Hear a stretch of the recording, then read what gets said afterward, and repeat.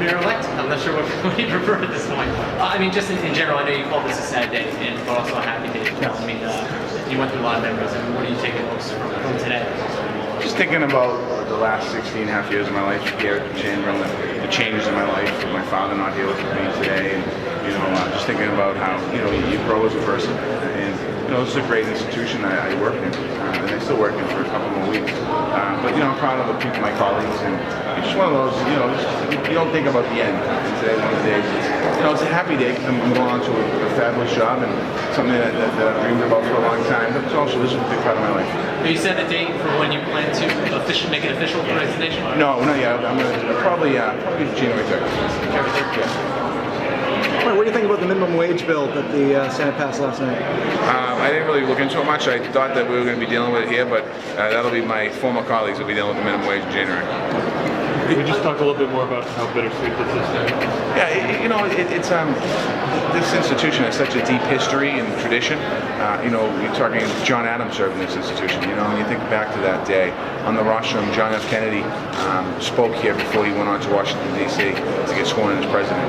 We had some great people in this. Martin Luther King spoke in this chamber. A lot of great history and tradition in this chamber. And you just think about how the wheels of government work. Sometimes we get criticized for the wheels of government, but we live in a free society, and it's proven here every day when we work in the State House. Just kind of following from the Milford casino vote yesterday, and I mean, in your mind, is this? Have you concerns this kind of makes everybody shoo-in, or do you have concerns about whether you pass the background check? No, I mean, I think it's something that when the bill was passed and when we passed the legislation up here for casinos, we built in a lot of protections, and the Gaming Commission is one of those protections, and they found one of the potential partners not suitable in seizures, and they got rid of them. And we built into this legislation as well the opportunity for the people to vote it up or down, and it's been exercised many times. In some communities they voted for it, and other communities voted against it. So it showed so far the legislation is working. Well, I mean, I know there's been criticisms of the commission maybe being too hard. What's your thoughts on the criticisms they got? I think the commission has to be hard. I mean, you're talking about bringing gaming to Massachusetts, so I'm happy with the fact that they're hard, and they should be hard. They were created not to be an easy process. It's created to be a difficult process because it's a major shift in the economy here in Massachusetts.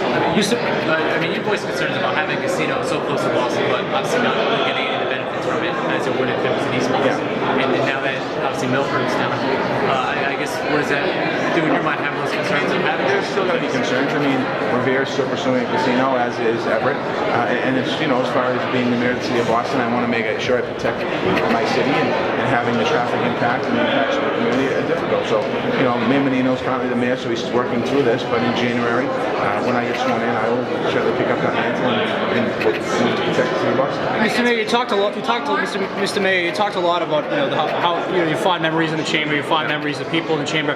Have you thought of taking anybody from the State House to be a part of your administration?